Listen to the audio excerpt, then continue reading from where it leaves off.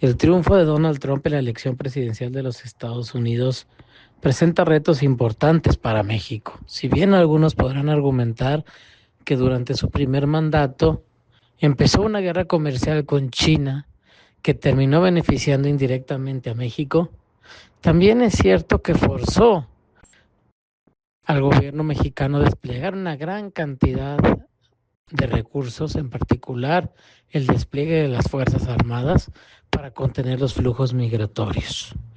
Un Trump que durante su primer mandato amenazó un día sí y el otro también con imponer aranceles, que ha llegado a burlarse incluso de la capacidad de negociación del entonces canciller y secretario de Economía. Con ese Donald Trump le tocará negociar a la presidenta Claudia Sheinbaum. Pero es un Donald Trump que además viene mucho más radical y con mucho más poder del que tenía durante su primer mandato. Ya no están los decanos republicanos, ya tampoco está el freno a la Suprema Corte. Hoy tiene una Suprema Corte afín.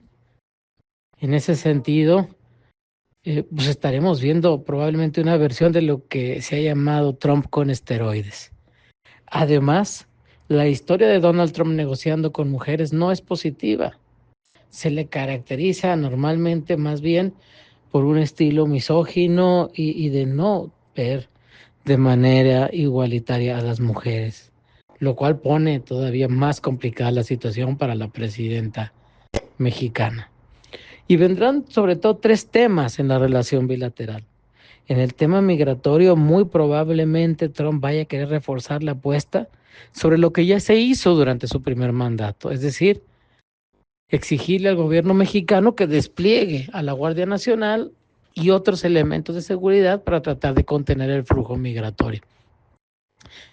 En el tema específicamente de crimen organizado y narcotráfico, probablemente ahí tenemos el tema más débil y de mayor peligro para México.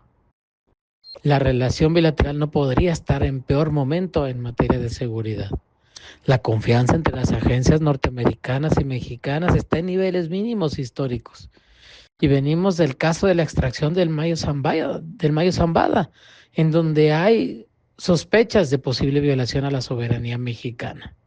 Además, Donald Trump mencionó ya que en su primer día piensa pedirle a la presidenta mexicana que dé resultados en materia de seguridad y narcotráfico o impondrá un arancel del 25% a todos los productos mexicanos hacia los Estados Unidos. Complicada situación, en particular en materia de seguridad. Y en tercer punto, me parece el tema menos peligroso de los tres prioritarios en la agenda bilateral, que es el Tratado de Libre Comercio, el TEMEC. ¿Por qué? Porque este tratado, a final de cuentas, fue producto de la primera administración de Trump. De alguna manera, es su bebé, él lo creó. Y en ese sentido no veo yo un escenario donde vaya a buscar dar borrón y cuenta nueva o hacer una gran renegociación del tratado. Eso no significa que no vaya a querer hacer algunos ajustes, en particular en el tema automotriz.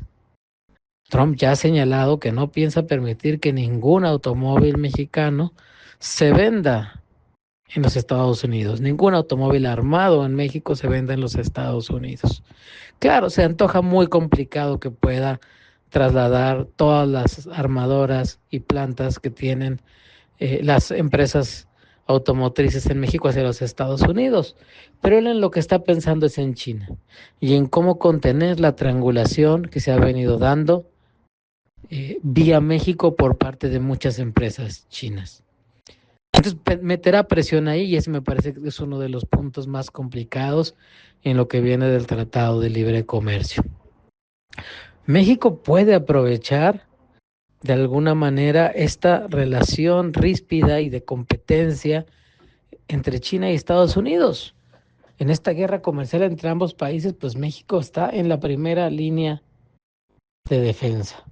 Habrá que ver cómo México aprovecha esa posición y también qué tan capaz es el nuevo gobierno mexicano de lidiar con un personaje como Trump, lo cual implicará jugar muy probablemente con el ego del personaje.